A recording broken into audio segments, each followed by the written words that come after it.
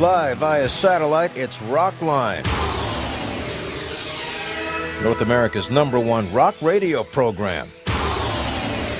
Rockline is brought to you by the following on Fox. Hi, I'm Tony Scott for Bob Coburn in Los Angeles, and tonight we welcome Chris Squire and Alan White of Yes to speak with the guys. Call the toll-free Rockline at 1-800-344-ROCK. One number, toll-free from anywhere in the U.S. or Canada. And now, let's welcome our guests. It is an honor to be here this evening with two members of a band that has long been one of my favorites, and wonderful to be able to get the lowdown on the upcoming tour, where we're all going to be treated to 3 Yes albums front to back. Original member Chris Squire, longtime bass player for the band, and Alan White, who's logged his own extensive time on drums. Good evening, gentlemen. How are you? I'm good, man. Alan, I was just talking to you off the air. I did Rock and Roll Fantasy Camp with you back in, I guess it was 2008. It was at Sir Studios here in Hollywood. And you survived. What? Thanks for teaching me how to hold the drumsticks. Oh, my God. Quite an evening. That was quite the camp for the aspiring drummer. That's what it's there for. We had not only you, we had Simon Kirke, Bad Company and Free, and we had Nick Mason of Pink Floyd. And I'll never forget the jam that the three of you did one night after dinner. That was epic. Oh. Quite an evening. I'm sure Alan remembers too. Yes, I remember really well because I had Nick Mason play Comfortably Numb with me, and he forgot the drum breaks. That was incredible. We did that song, didn't we? I can't quite remember what you did. It's been about 5 years. No. Alan and I did a cover of Comfortably Numb. We did a cover with Billy Sherwood, yeah. Oh, I see. Chris, it's been about 10 or 12 years since we hit the air together, but I got to tell you, I loved the juicy gossip that day, especially Tony Kaye and Janis Joplin. Oh, God. Disappearing to his hotel room. I mentioned that. that happened in '69, I think. That was a long time ago. Yeah. I know Janis was tough. That one to Chris. That's way before my time. So maybe she wasn't the reason that Tony's in a cast on the cover of the Yes album. Okay, No, that was my fault, actually. I crashed a car that he was sitting in the front passenger seat I was driving, and broke his foot. I'm afraid that's my fault. I've heard you've been late for gigs in the past and been a little heavy on the gas pedal. Is that what happened that night? Yeah, I've been known to be late sometimes. Yeah. But no, come on. Well, I'm much better now. All right. Yes, he actually is. He's a lot more prompt than he used to be. Good. Well, here we are again. We got a tour planned, and by all means, confirm or deny the rumor that we get not 1, not 2, but 3 albums front to back nightly. And which are they? Yes, that is in fact true. Excellent. And, of course, there are, I think, a couple of casino shows where we may only be able to do 2 of the albums because of the shorter sets they require in those environments. But all the theater shows will be 3. So we get the Yes album, we get Close to the Edge, and Going for the One. You do. Most nights. Not necessarily in that order. Yeah, I was going to ask you about whether it's in order, but you're mixing it up. Well, we're working on a theory, and we really won't have made up our minds totally until we get into rehearsal and see how it runs. But the theory is that we're going to start with Close to the Edge, then do Going for the One, and then do the Yes album after that. So how exactly did we get to those 3 in this vast body of work that you brought us for over 4 decades? Alan, do you want to answer? It was pretty easy, I guess. We only had a few emails flying around for that. I mean, it seemed a pretty obvious kind of choice for the first try at this kind of thing. And quite a few people have tried it, I think, but this is a lot of music playing in 2.5 hours. But it seems like a great thing to do to me, so we're working out as you speak. Yeah, I mean, the thing about these 3 albums is that they are all slightly milestones in Yes's career. I mean, the Yes album being the first album that got us noticed internationally back in 1970, and then Close to the Edge, of course, in 72 is the first album where we attempted to do the long track that covered the whole side of the vinyl album back in those days, made it 20 minutes long. And then going for the one was another sort of benchmark album. Yeah, the first album we actually ever made out of the UK in Switzerland and Geneva. So, and they're all got slightly different flavors, but I think they all complement each other real well. So was this a democratic process? Did we all vote, or did one or the other call the shots, or how did that work exactly? Yeah, that's exactly what happened. We all it voted. seemed quite easy to get to those three. I mean, we've made 20 studio albums over the history of the bands, but those three seem to, work with each other. Fantastic. And I was also wondering about the bonus tracks, because we've had some reissues with bonus tracks since the originals came out, like different versions of Clap and Starship Trooper on the Yes album. How are you going to work those in, or will you work in the bonus tracks, or just keep the original? No, it'll just be the original album. And, until we get into rehearsal, I'm not sure if we might still lengthen some of the instrumental passages as we're used to doing live. To prove For Huggy's instance, wife's the guitar solo in Yours Is No Disgrace has always been lengthened live, and I suspect we'll probably keep doing that. So it may not be exactly like the original albums, but we'll see. Well, let's do a little something off Going for the One, as in the title track. You mentioned recorded in Switzerland, arrived summer of '77. Tony Scott for Bob Coburn. It's Chris Squire and Alan White of Yes, here on Rockline.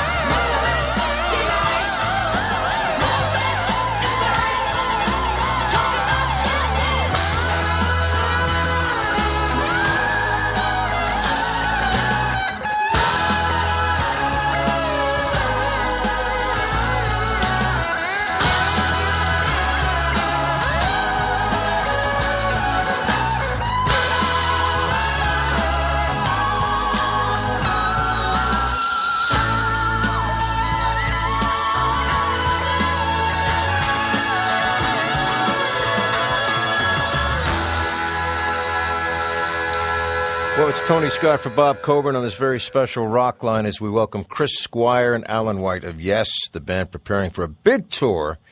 And how's it been preparing for this running through 3 albums, or have you gotten to that yet, guys? No, we haven't started rehearsing yet. We're going to start rehearsing together in around 20th of February, around there, about 10 days before the tour starts. Right, and we got the tour information up on your yesworld.com website. It launches March 1st. More to talk about that, and we'll get right back and talk to Yes, Chris Squire and Alan White, and take some calls here. It's Tony Scott for BC. This is Rockline.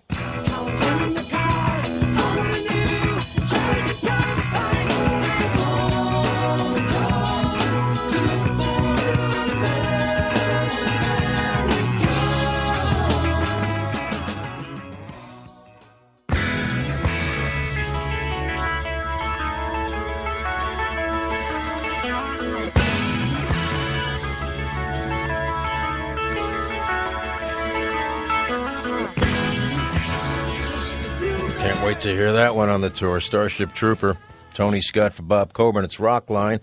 Chris Squire and Alan White here with me. Chris in Phoenix, Alan up in Seattle, and we got Portland, Oregon on the phone to talk to the guys. Alex, what's up? You're on Rockline.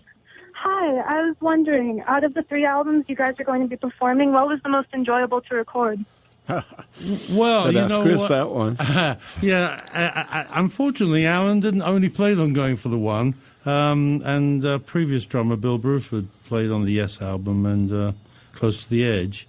But you know what? They were all exciting to record. I mean, the Yes album was, the first album that, as I mentioned earlier, the Yes broke through to public recognition, and and I think we knew when we were recording it that it was going to be a good one. And Steve Howard just joined the band. That was the first album he played on, and so that had a lot of energy.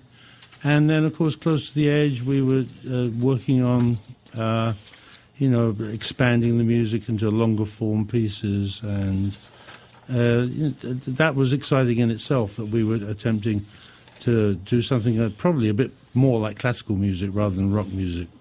And then Going for the One, but that was exciting, wasn't it, Alan, in Switzerland? Yeah, skiing in the morning, and especially all the really great dinners we had in the evening, and the workday was, if I recall, we all lived in these houses up in the mountains, and the workday was usually from lunchtime till dinner time, and we had a great time, all of us, and everybody got on really well. Of course, it was when Rick came back to the fold, too, so it was like really exciting time, kind of work with Rick again, so I think you hear some of that in the music. So you took your time working on Going for the One, like 6-8 months, was it, over in Switzerland? Yeah, we were there a long time. I mean, not to get into boring details, but we were doing one of those tax avoidance, legal tax avoidance scheme at the time. To record in a different country, and you got a break on your taxes, and so of course that was the motive we even went there for. But it was such a beautiful and expensive place. I think we probably came out negative on that one. Right. But at least it was Switzerland. You got to be in Switzerland for 6 years. years. It was gorgeous. It was an absolutely fantastic place. And we were in Montreux, and food was just stunning. Everywhere you went, it was just amazing there. But you know what? It reflected on our time there. We just had a great time with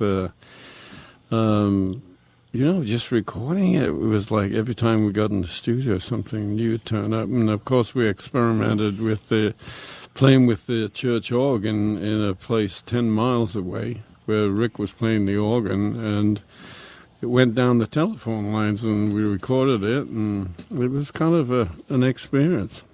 Right. Alex in Portland, Oregon, thank you for calling Rockline and talking to Chris Squire and Alan White. Tony for BC here, and it's Mark in Pascagoula, Mississippi on the Rockline airwaves. What's up, Mark? Good evening, gentlemen. A pleasure to finally speak with you. Looking forward to seeing you in Biloxi on March 22nd. All Right.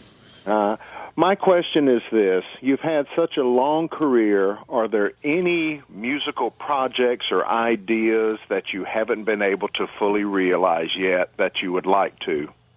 Well, we move along.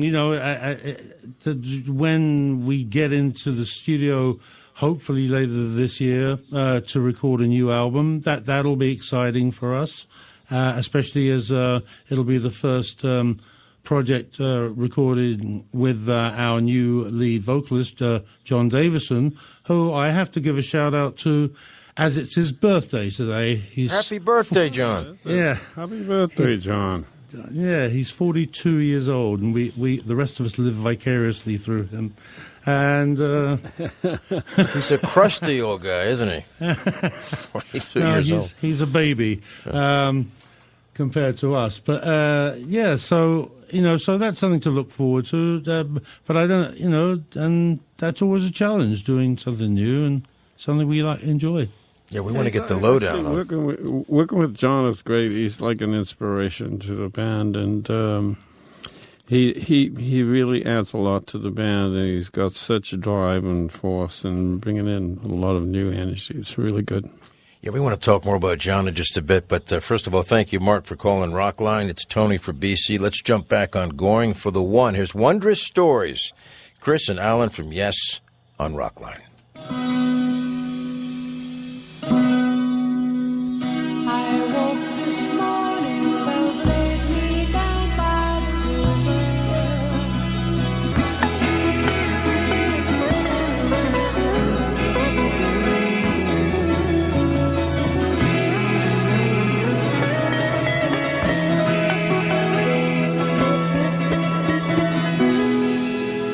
That's got to be on just about every Yes fan's list right there. Wondrous Stories. And I have to tell you, guys, that song was played at the memorial of an engineer who worked here for years. He passed away 2 years ago. It was one of his favorites.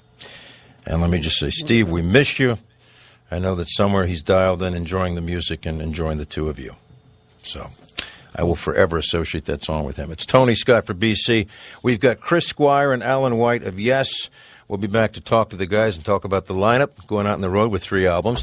Fox Monday, Kevin Bacon comes to television in the critically acclaimed new thriller, The Following. Don't miss the world premiere event after a new Bones, Fox Monday. We'll be right back on Rockline with Yes. Don't kill the world. In time will allow, we will just okay. In the wake of our new age, it's time for the thrill. Don't kill the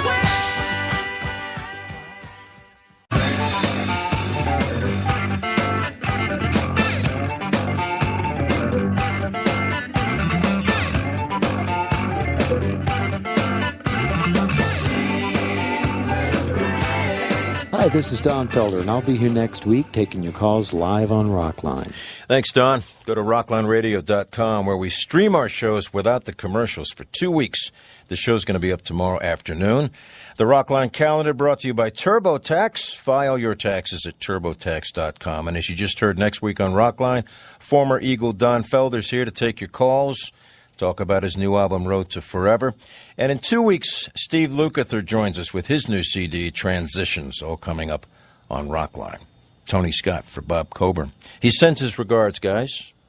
Wishes he could have been here. Luke's a good guy. He certainly Luke is. a lot. Chris No, he's Squire. not talking about Luke. Alan White. He's talking about Bob. That went right over my But, head. I'm talking about Lukather. He's a great guy. He's a good guy, I mean, too. Let's get everybody in here.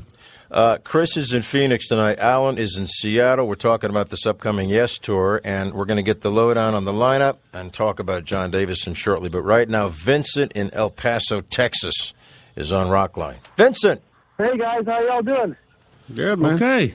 I'm 18. I'm a huge fan. My first question, I have 2 questions. My first one is specifically for Chris. I wanted to know, how do you do the Fish live nowadays? Since it's such a complex song, how has it evolved over the years in its live performance? And is it different from the Yes live album version? Well, the thing is that I've never been able to play it like the original recording on Fragile, because that was a series of overdubs, bass guitar overdubs. I think there's about, at least 7 or 8 of them. And so the version that we've done live evolved into a thing between myself and Alan, really, that where we just, stretched it out and threw some other bits in and made it more of a feature live bass solo, come drum solo as well. So if we ever do get round to having to play Fragile the same way as we're doing these albums on this tour, I'll have to get either employ 7 other bass players or get a tape or something. I don't know. Chris, how did you get the nickname Fish? Well, talking of Bill Bruford, he gave me that nickname, and it goes back to the days when we were a young band first touring, and we'd share hotel rooms, and I used to share with Bill, and I used to have a propensity for having rather long showers, and so when he was waiting to use the bathroom, I'd be showering away, and he came up with the nickname The Fish. I am also a Pisces, of course, which adds validity to it. All right. Vincent in El Paso, thanks for the rundown. I didn't know that story. Did you know that? That's very good. None of us here in the room knew that. Thank you. We needed that. Alan, I think we have a neighbor of yours on the phone. It's Seattle, Washington. Eric. I was wondering about, it's the 30th anniversary later this year of 90125, and regarding the track Leave It, a little bit about the creation of that track. How much band input was it versus Trevor Horn and his team? Because it's, one of the best Yes songs to dance to on the dance floor, I want to know a little bit about the creation of that track. And secondly, also a great anniversary for you guys this year, the 40 years of Tales from Topographic Oceans.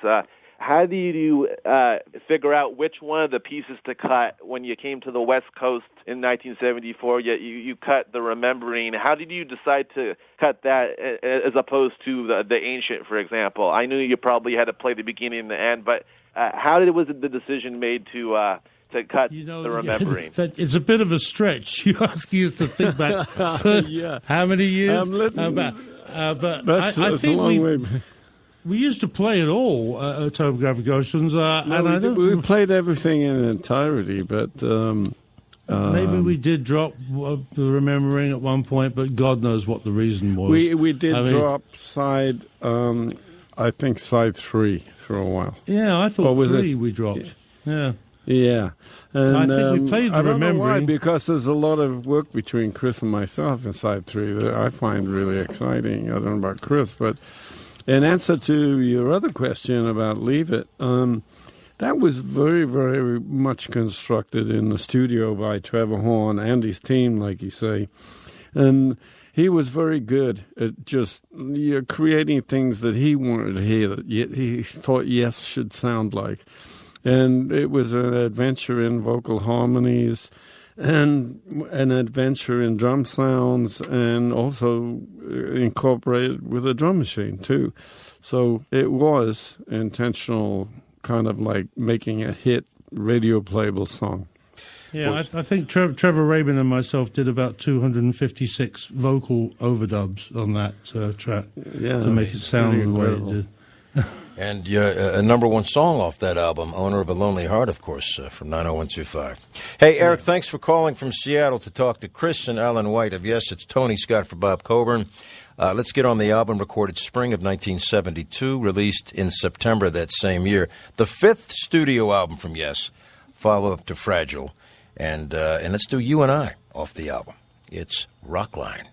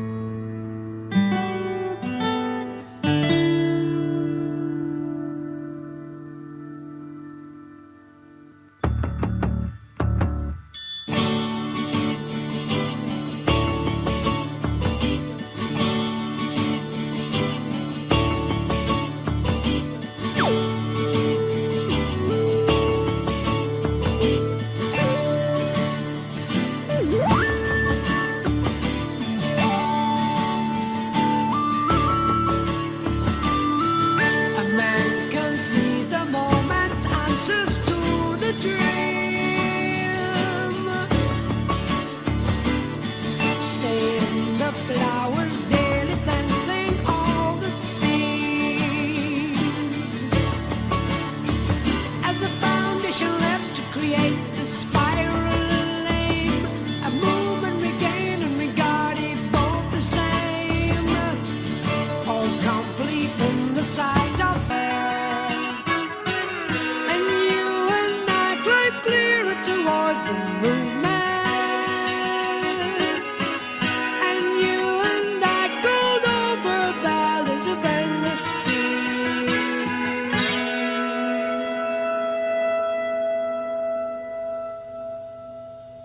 I tell you what, that's a great late night on the couch with headphones tune right there. And you and I, it's Yes from Close to the Edge.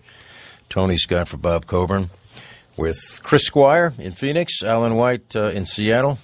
Guys from Yes. All right, so Bill Bruford departed after that one, if I'm not mistaken. And we said hello to, fill in the blank, Alan.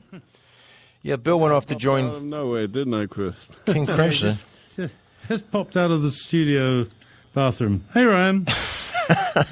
So tell us, from what I hear, you were on the road, Alan. Was it with Joe Cocker when you got the call? I was on the road with Joe Cocker, and I was very good friends with Eddie Offord, and I believe Chris had seen me play with Joe Cocker at the Rainbow. I'd seen you at the Rainbow with Joe Cocker, and those and memory also banks are working.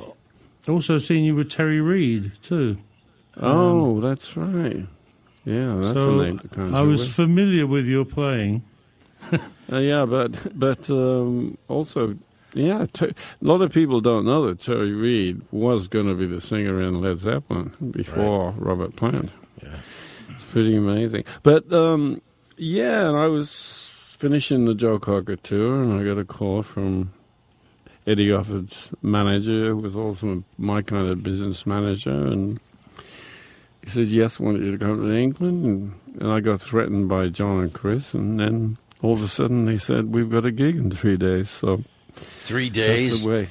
So you had to learn what they were doing live in 3 days. It's pretty scary. They throw things at you like that, you know. How did you do that? Now, seriously. Oh, a lot of listening, and I don't think we ever actually had one rehearsal, did we? I don't know. You must have been running on adrenaline, but it was like quite crazy. But I will say that the first show we did in Dallas, Texas, because we had this tour lined up, and Alan jumped in, and the first night he was fantastic. It was like he knew everything backwards. Second night was crap. Second night was crap. That's usually the way it goes. Yeah. No, after about 2 or 3, 4 days, I kind of wore back into it. But the first night, I kind of made everything to a degree, save for a few things here and there. But I think we were all swinging bullets the whole time. So anyhow, we got away with that. And then I think the fourth gig was like Long Beach, and I felt a lot more comfortable. 1-800-344-ROCK to talk to Chris Squire and Alan White of Yes. I'm Tony Scott for Bob Coburn. Fox Monday, Kevin Bacon comes to television in the critically acclaimed new thriller, The Following. Don't miss the world premiere event after a new Bones, Fox Monday. We'll be right back with Yes on Rockline.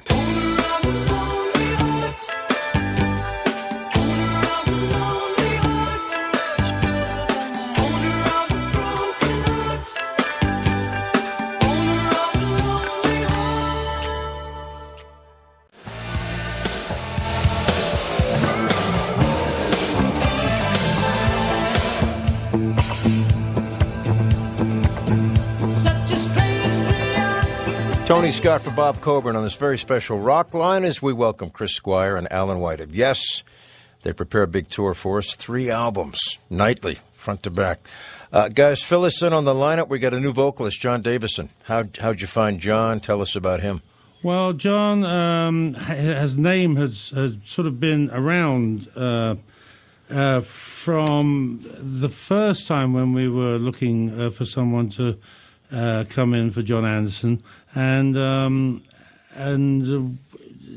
his name was suggested to me actually by Taylor Hawkins, the Foo Fighters drummer, right, who'd been at school with him, and but the ball had already started rolling with Benoit David, and So it's a shame, really, because it would have been better if we'd hooked up with him then, probably. But but Benoit did a great job on the Fly From Here album, and about a year after that, he decided he didn't really want to be a singer in a rock and roll band anymore. Right. So then, Paul, our manager, also had a source too that brought John Davison's name up, and I said, "Oh yeah, I know that guy. I've heard about him before," and we got in touch with him, and now he's on board. He hits all the notes. At that time too, Chris, he actually called me and left a message saying I'd love to be involved in the band and stuff like that, and he never left his number. So he was in the back of my mind the whole time, and I was going, "Well, this guy called me, and he sounded like he was really a good contender." But you said he sounded like John Anderson on the phone. He did sound a bit like John on the phone, actually, and I couldn't get in touch with him. I didn't know who it was. Fill us in on the rest of the band, if you don't mind. Of course, there's when we made the Fly From Here album in 2011, Jeff Downes came back into the fold, as it were, having been previously in the band in the late 70s for the Drama album with Trevor Horn.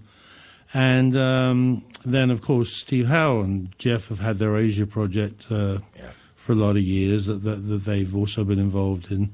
And when we came to make the Fly From Here album, Trevor Horn thought it would be a good idea if we got Jeff back in to play keyboard. So Jeff is now back in the band, and he's a nice bloke. And very easy to get along with. Doing a great job. Yeah. And Steve Certainly. Howe, of course, is playing guitar, and there's not much we can say about him, really. He's a living legend. And myself and Alan, that's it. And yeah. Steve Howe, definitely mileage in Yes history, so to speak. Yeah. All right, Tony Scott for Bob Coburn. Let's get over to the Yes album, recorded late 1970 in London, released early 1971. The third studio album from Yes. We'll have this one on the tour coming up. This was the last to feature Tony Kaye. He'd return in the early 80s. But let's do Yours Is No Disgrace. It is Yes, Chris Squire, Alan White on Rockline.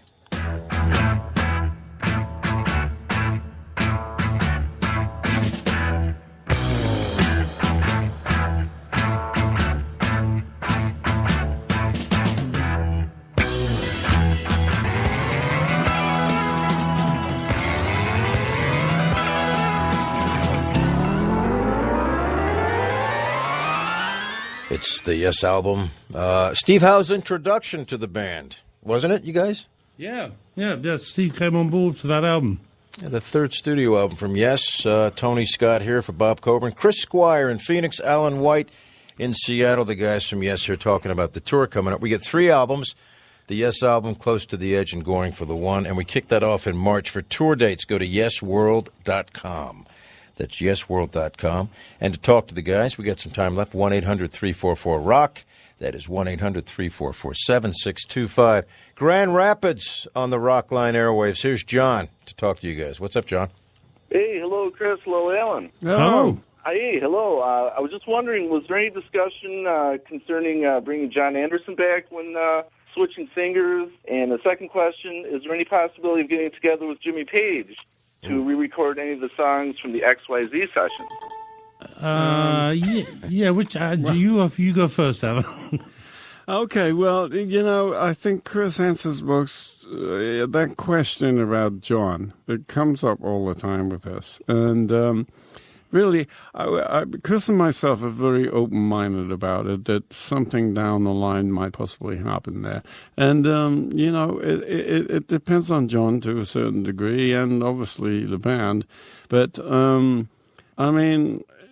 I like John. I've always liked John, and he was a great influence on the band, obviously. And who's to say in the future we could maybe do some one-off shows where it was a special occasion and all that kind of stuff. So that might be a factor. And the other part of the question was what again? What was the other part of the question? XYZ Sessions, I believe, with Jimmy XYZ, Page. yeah. I know Jimmy was talking about it, or has been in interviews. And Rolling Stone. yeah, I think so, and a couple of other places on his website. Someone told me. Yeah. If Jimmy can find the tapes and wants us to do a few more overdubs and do a proper mix, then we'd be up for that probably. He's probably busy right now with his Led Zeppelin each album a box set project right now. Oh, is that what he's doing? Yeah, he's working on that. No. Kennedy Center honors and all that stuff. They have been front and center, have they not? Yeah. Hey, Yeah, John. well, it's funny. I also did a couple of radio interviews recently where there has been more interest, from different people in maybe doing something from the XYZ kind of thing because they all thought it was a great idea. And who's to say we couldn't do that as an offshoot of something on the side? I haven't really talked to Chris about it, but people have been coming to me with offers. Maybe we can get of Jimmy course, we for have some to of the talk to encores. Jimmy. Yeah. Jimmy's got the tapes, Alan. I know, but there's nothing to say we couldn't relive those. No. Jimmy was saying that maybe one day we'd look at them again, but see what happens. Hey, John, thanks for calling from Grand Rapids to talk to Chris Squire and Alan White. It is Tony Scott for Bob Coburn. All right, Chris, are you ready for settling a rumor that I've heard for years? What's that? True or false, a bad acid trip is indirectly responsible for you mastering the bass. What is that? What are we hearing about that? Strangely enough, it sounds weird, but put yourself back in 1967 and the Summer of Love and all that, and which actually turned into the winter. And someone I did have a lovely summer, but then I got the flu or something like that. So I was definitely under the weather with something, and this buddy of mine said, "Oh, it doesn't matter, man. I've got this great stuff I've just made. Take some of this; it'll make you feel better." And it didn't. It actually put me in the Fulham hospital. Oh. And for a couple of days while I recovered from it, but it was quite a horrific thing, and then I went back to my apartment where I was living with the girl that I was living with at the time, and it did psychologically kind of make me very introvert, and I wasn't very outgoing at that time. Generally, I've been a pretty outgoing kind of person, but I just really wanted to stay at home for about a year, actually. For a year. But the one good thing about it was a was bad that acid trip. the one good thing about it was that I had my bass there, and she would go to work every day, and I just spend all day and every day just practicing. So maybe if not for that, I would have been more out and about and not concentrating so hard on working. How about that? A bad acid trip is indirectly responsible for Chris Squire mastering the bass. Well, thanks for settling that. I've heard that kicked around for years. All right. I think he's worked at it since then. Yeah, of course. There was more to Yeah, that. I have honed it a bit. All right, Tony Scott for Bob Coburn. We're going to get to this one. I can't wait to hear this one on the tour upcoming off the Yes album. It's I've Seen All Good People. All right, well, let's get to the break and then come back and talk to Chris Squire and Alan White on Rockline.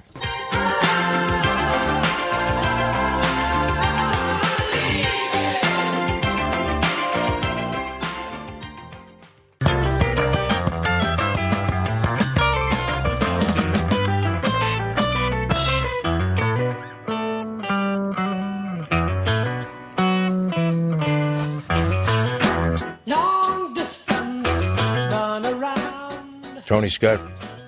It is Chris Squire and Alan White on Rockline. Tony Scott for Bob Coburn. Fox Monday, Kevin Bacon comes to television in the critically acclaimed new thriller The Following. Don't miss the world premiere event after a new Bones. Fox Monday. All right, here's the song I prepped going into the break, which I'm sure everybody stuck around to hear because it's one of your greats. The Yes album brought us I've Seen All Good People. Yes, on Rockline.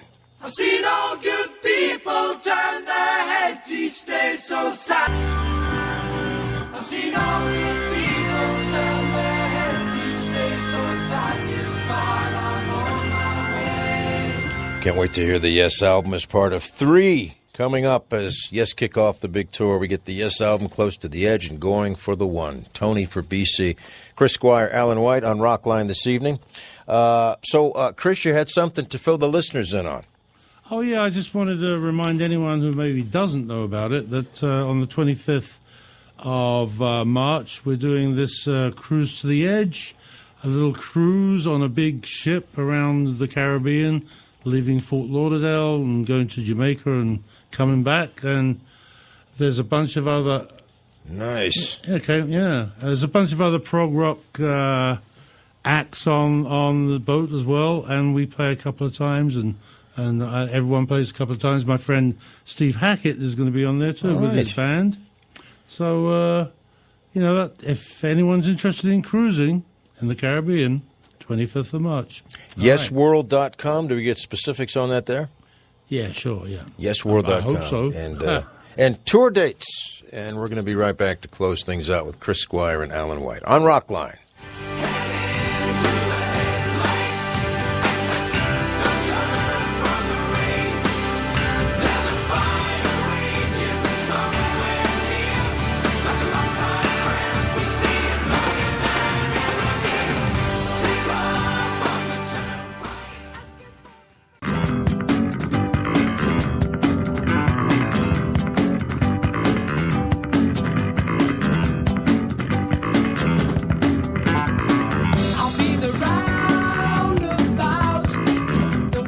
We're going to get that as an encore, I hope, somewhere, somehow. Sure you will. Please.